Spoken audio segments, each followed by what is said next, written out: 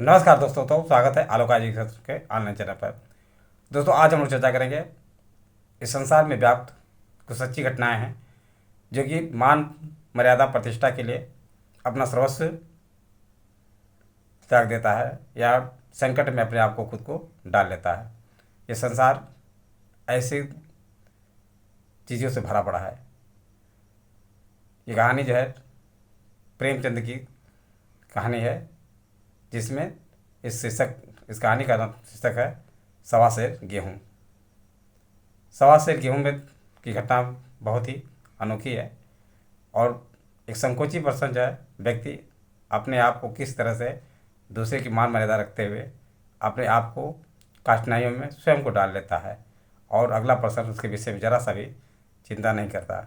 अपने स्वार्थ के वशीभूत होकर के दोस्तों जो है व्यक्ति जो है अपना हित साधता है, लेकिन दूसरी की भावनाओं को नहीं समझ पाता और ऐसे में किस तरह से एक ज़िंदगी जो है बुरी तरह से गर्त में चली जाती है। तो ध्यान दीजिए दोस्तों, शंकर नाम का एक किसान था जो कि बहुत ही सुखी जीवन व्यतीत करता था। न किसी का लेना देना, न किसी की बातों के उनके बारे में जानना सोचना, इन सब चीज़ों से मुक्त था। घर में यदि खाना मिला तो खा लेता था और नहीं मिला तो चबैना यानी भूजा मिल जाता था तो उसे खा करके सो लेता, और भूजा भी नहीं मिलता था या चबैना भी नहीं मिलता था तो पानी पीकर सो जाता था। लेकिन अपनी गतिविधि तो इस तरह से संचालित कर लेता था, लेकिन दूसरों की जब आ पड़ती थी, जब कोई मेहमान आता था तो अपनी सारी गतिविधि का त्याग करके उसकी मान मर्यादा और सम्मान के लिए मर मिटता था। एक दिन की बात है, एक साधु उसके घर जो है आता है जो कि देखने में प्रतिभाशाली और अच्छे पहुंच वाला लगता है। आकर के शंकर से कहता है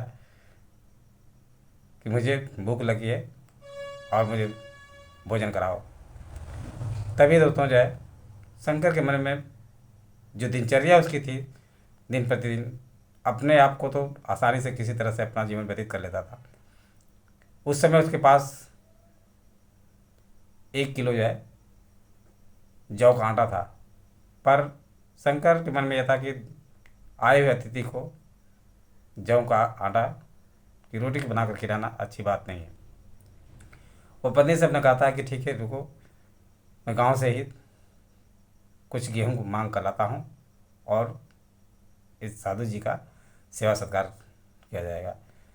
चला जाता है, गांव के कुछ घरों में जाता है, लेकिन कोई ऐसा व्यक्ति नहीं मिलता, देवता कोई नहीं मिलता, सब दुष्टी व्यक्ति मिलते हैं।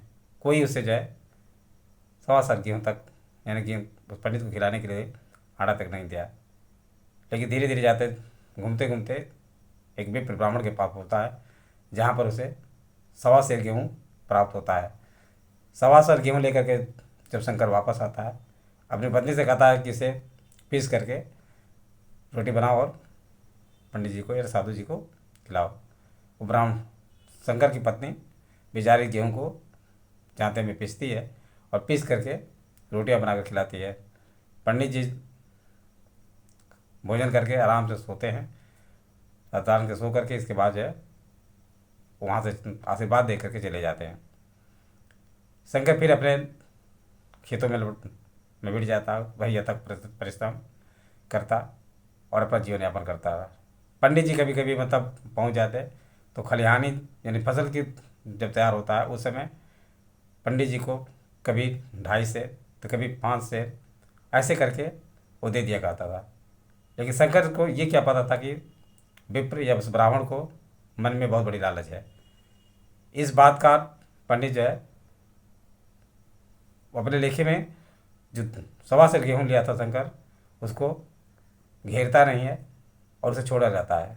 इस तरह 7 साल गुजर जाते हैं। 7 साल के बाद जो है एक दिन ऐसी कंडीशन आती है कि शंकर की स्थिति अब खराब हो चुकी होती है। 2 भाई रहते हैं, दोनों भाई का बंटवारा हो जाता है दोस्तों। और बंटवारा होने के बाद जो 5 बीघा ज़मीन था, 5 बीघा में अब 2.5 बीघा ज़मीन जो है शंकर के पास रह जाती है और एक जोड़ी बैल में एक बैल उसके पास रह जाता है।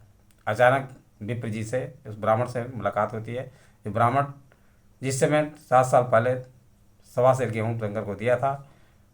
अब वो ब्राह्मण जो महाजन के रूप में परिणित हो चुका है, उसका दिन बदल चुका है।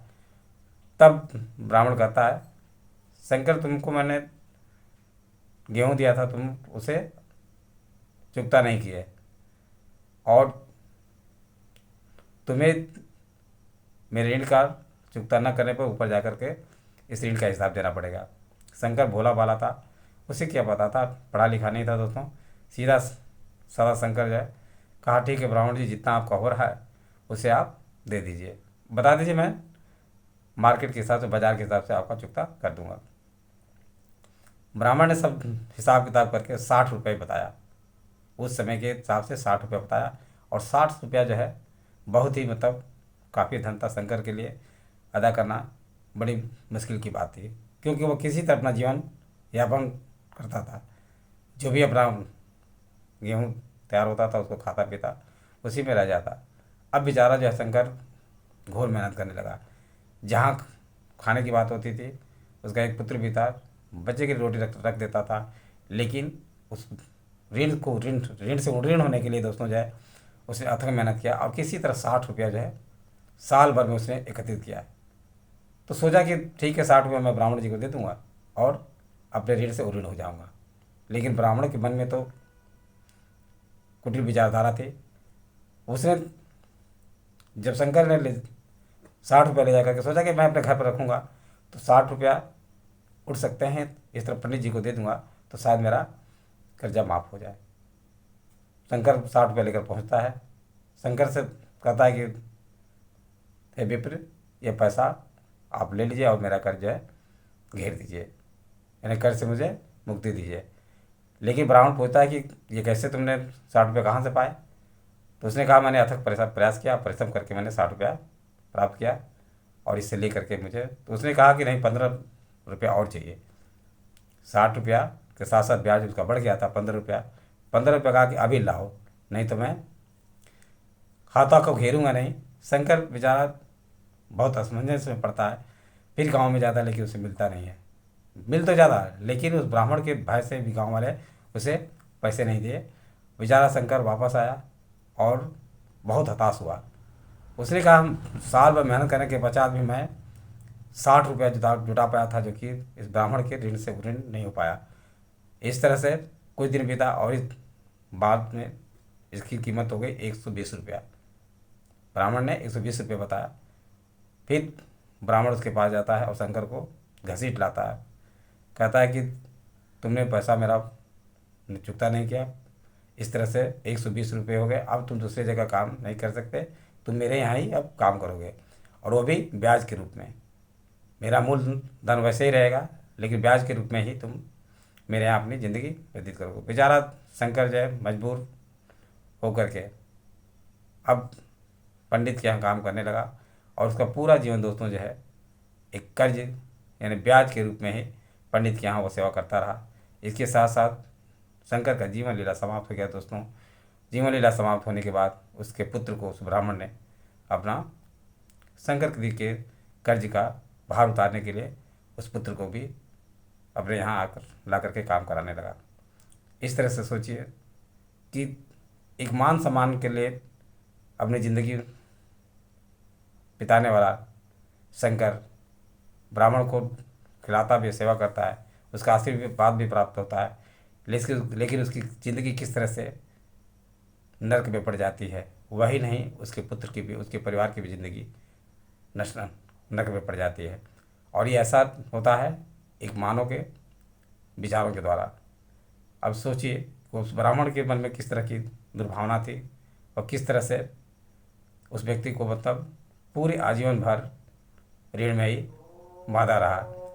तो ध्यान रखिए दोस्तों, इस तरह की चीज़ें जो हैं सदैव ही अपने दिमाग में, इस तरह की विचारधारा अपने दिमाग में कभी भी नहीं पालना है। सदैव ही अगर आप विचारधारा संकुचित रख रहे हैं, नहीं कर पा रहे हैं, लड़ने की क्षमता नहीं है, तर्क वितर्क नहीं कर पा रहे हैं, तो ऐसे ही ब्राह्मण, ऐसे ही मनुष्य के चंगुल में फंस करके आप पूरी ज़िंदगी बर्बाद कर देंगे और फंसे रहेंगे। और हमेशा अपनी ही चाहने वाले, अच्छा कर्म करने वाले व्यक्ति आप खुद को एक गिरे हुए खाई में अपने आप को पाएंगे।